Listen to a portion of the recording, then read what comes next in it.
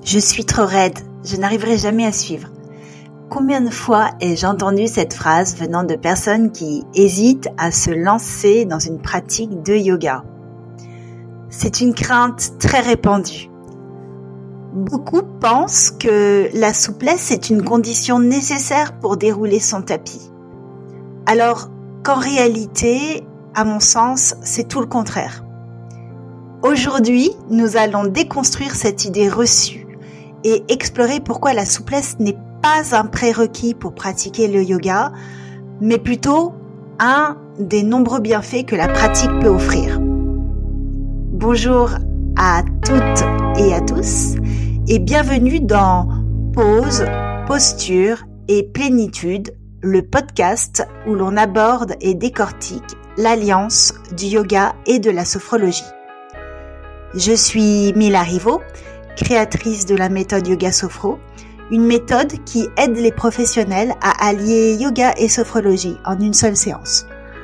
Je suis également l'autrice du livre Stress post-traumatique, les solutions naturelles, paru aux éditions Le Duc.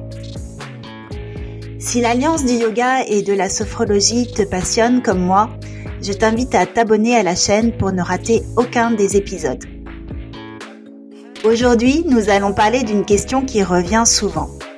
Faut-il être souple pour faire du yoga? Et nous allons déconstruire cette idée reçue et explorer pourquoi la souplesse n'est pas un prérequis pour pratiquer le yoga, mais plutôt un des nombreux bienfaits que la pratique peut offrir. La réponse est donc un grand non. Vous n'avez pas besoin d'être souple pour faire du yoga. Mais avant de développer, voyons pourquoi cette idée est si répandue et pourquoi elle peut être un frein pour beaucoup. Qu'est-ce que la souplesse finalement? La souplesse, c'est la capacité des articulations et des muscles à s'étendre sur une certaine amplitude de mouvement.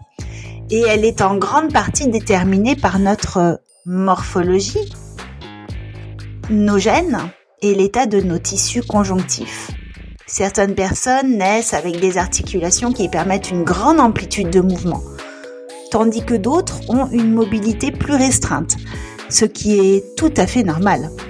Alors saviez-vous que la souplesse excessive peut être un inconvénient ? Cela peut mener à une instabilité articulaire, des douleurs chroniques ou même des blessures. Dans certains cas, une hypermobilité peut être liée à des pathologies comme le syndrome d'Ehlers-Danlos, où les tissus conjonctifs sont trop élastiques. Alors c'est pourquoi la souplesse, bien que souvent valorisée, doit être accompagnée d'un renforcement musculaire et d'une bonne stabilité. Et justement, un des bienfaits des postures de yoga est de travailler en douceur à la fois les étirements et le renforcement musculaire. Malheureusement, quand on pense au yoga, qu'est-ce qui vient à l'esprit ? Peut-être des images de corps parfaitement étirés dans des postures complexes, comme un grand écart ou une torsion acrobatique. Et ces images sont souvent relayées sur les réseaux sociaux, mais elles sont très loin de représenter la réalité. Le yoga n'a jamais été créé pour être un concours de gymnastique. Au contraire, c'est une pratique qui invite à écouter son corps, à respirer et à progresser à son rythme. Mais alors, pourquoi ce lien avec la souplesse ? Je dirais en partie à cause de la culture occidentale du yoga, qui valorise beaucoup l'aspect physique, en fait, au détriment de sa dimension spirituelle et mentale. Et cette vision peut donner l'impression que si vous n'êtes pas naturellement souple, le yoga n'est pas fait pour vous. Mais rien n'est plus faux.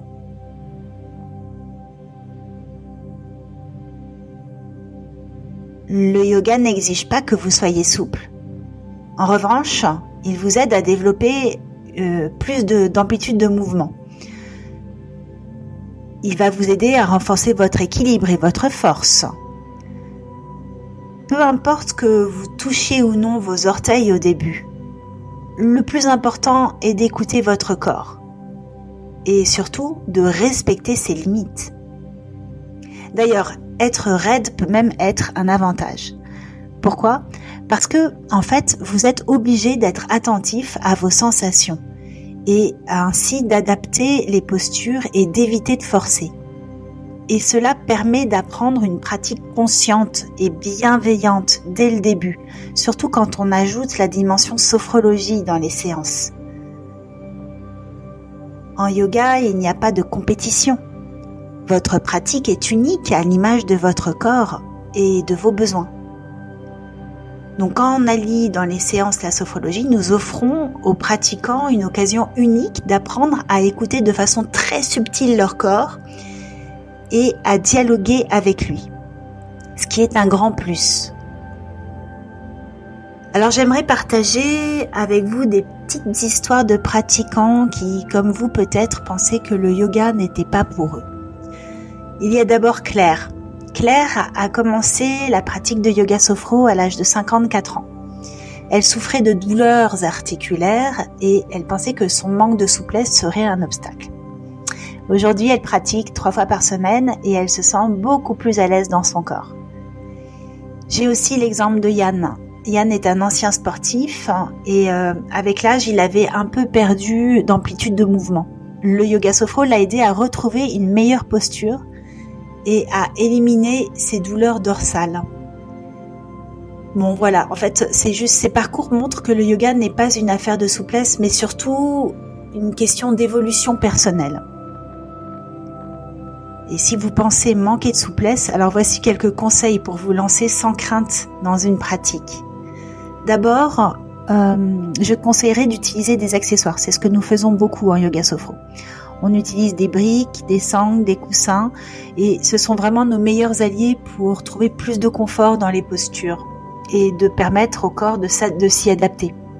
On commence par des styles très doux, un yoga très très doux, Hatha yoga, c'est idéal pour commencer. On va pratiquer la patience. Comme on dit souvent, ce n'est pas vous qui devez aller vers la posture, mais la posture qui doit venir à vous, la posture doit s'adapter à vous. Alors acceptez votre chemin. Chacun a des points forts et des faiblesses. Et le yoga est là pour vous accompagner, pas pour vous juger. Quand on ajoute la sophrologie, on dit bien, quand on descend en état alpha, d'observer les sensations et tous les phénomènes qui se présentent à nous sans jugement et avec bienveillance. Et c'est tout à fait dans le même sens, dans le même état d'esprit du yoga.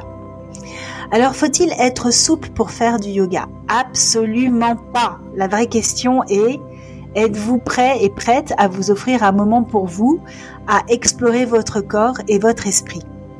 N'oubliez pas, le yoga n'est pas une destination, mais plutôt un voyage. Peu importe où vous commencez, l'important est d'oser faire le premier pas.